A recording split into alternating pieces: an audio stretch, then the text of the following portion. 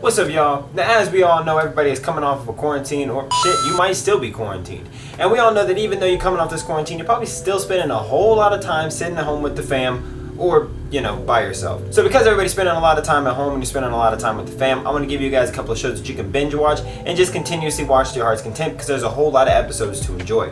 Now, we all know that obviously if you want to binge watch a show, you could easily just watch Naruto, Dragon Ball Z, or One Piece. You know, those are the thickest and biggest shows out because they just go forever. Or Dragon Ball, I forgot about Dragon Ball. But the point is, you can watch all those shows and just be content forever. But I want to give you guys some shows that aren't as popular as those and might also rival them in actually, no, they don't rival them in episodes, because One Piece definitely has like 800 some episodes. So they're not going to rival them in episodes. But they will have enough that you guys can watch them for quite a while and be cool with. So let's get into the first one on this list. So the first anime up on this list is Zatchbell, which is a show with the OG Toonami vibes, and it is a show that I've talked about in a previous video. Now, Zatchbell is a show pretty much like Pokemon, where the master finds a book, and it's a spell book, and a puppet comes along with that spell book, and he can use that spell book to teach this puppet spells that this puppet uses in battle. Now, I said before, and I'll say it again, that I think this show is pretty revolutionary, considering the fact that it's 10 years old, still holds up really well, and has a long-lasting impact on the animation universe.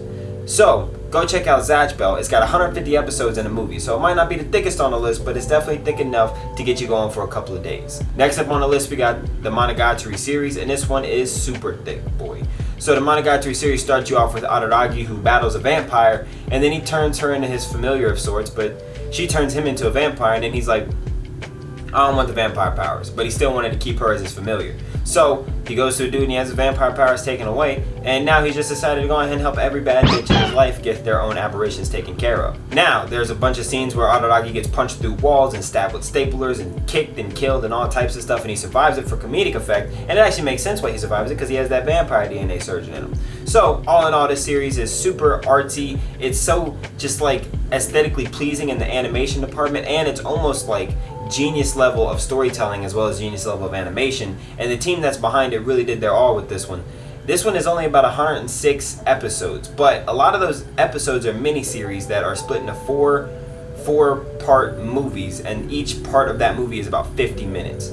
And I think there's like 13 different seasons, with 5 of those being mini-series. So it's not a lot of episodes, but it's definitely a whole lot of time. You're gonna be watching this one for a good minute. Now we move into a certain scientific / magical series. So this is actually 3 different shows combined into one full series. You got a certain scientific railgun, a certain scientific accelerator, and a certain magical index. A certain magical index is the main story, and a certain scientific accelerator and a certain scientific railgun are side stories that lead into the main story and also help further the plot. So essentially, a certain magical index goes up to one point, and then you gotta branch off to these other 2 shows to meet back up here where the rest of the story takes place. So all 3 of these shows are essentially about a little town in which the students of the town have powers, and they use their powers to patrol the streets, because some of the kids that have the powers are using their powers to make the streets bad.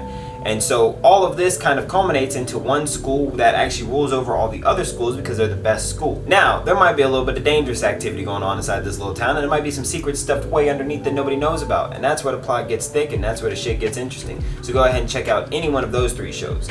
I would definitely say to watch a certain magical index first, because you have to get to a certain point in that before the other 2 shows even make sense once you've split off. I started my journey with a certain scientific railgun, and then I started watching the magical index, and I was like, I'm confused.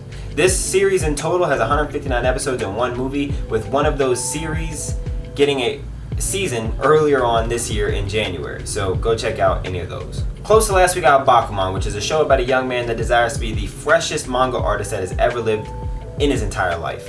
So he assembles himself a little crew, and you basically just follow the entire story with him and his crew trying to become the best mangakas that have ever existed and putting together their own manga. Kind of hard to believe that an anime about a manga could be interesting, but they really actually do a good job. This show is a school slice of life anime in which you just follow the journey of these kids doing the best that they can, and the art style, of course, is hella fresh, as well as the feel of the show being very aesthetically pleasing. And although aesthetically pleasing just sounds like it's a cheap way of giving it a compliment, I'll say that the show makes all the characters feel unique, and the way that they're drawn and the way that they're animated makes it all feel as though they're in a very unique universe aside from everything else, because you have to think they're drawing the entire show basically, so they have to make the show look good because it's just people drawing. yeah, it's hard to believe that an anime about people drawing could be interesting, but they really do a fantastic job with this one. This is the smallest one on this list with just 75 episodes spanning 3 seasons, so it should be an easy one to just go ahead and knock out. So the last one on our list, we have a show that has spanned almost 5 full decades. And I guarantee it has only gotten better with age. We're talking about Lupin the Third. Now, Lupin the Third is a show about a guy named Lupin who is I think his name is Arsène Lupin, and he is a master thief, and he likes to just get himself mixed up in all types of hijinks and ploys and crazy stuff, and it's all just in his mission to make life exciting and to make things interesting, because he's so smart and he's so good at his job that he could literally steal anything, yet he decides to make it more interesting by adding in challenge or by telling the police that he's doing it, or something along those lines. Now, with this show being nearly 5 decades long, as you can guess, it has a laundry list worth of episodes, and I had to count them because there's so many episodes and so many seasons, and it spans so many different decades that not all the episodes are documented on the wiki page. So from what I could count, it's about 239 episodes with 12 movies and a Detective Conan crossover. So this show is for sure thick enough and qualifying for binge material. So go check it out. That's it for this list, y'all. That's all 5 binge shows that I could come up with that I think are actually interesting as well as long. So go check out any of those shows and then come back here and tell me how awesome they were and tell me how much you enjoyed them. That's it for me, y'all. I'm Kev and I'm out. Peace. Yeah. Okay, I get it. You claiming that you with it, but nah, you ain't with it, dawg. Yeah. Yes, I'm committed. You want me to stop, but I never quit it, dawg. Hey. And I don't need nobody. Hey. But I want somebody. They all hate cause I'm all in. And that's why I'm about whatever, man. Spending money like it's gonna last forever, man. We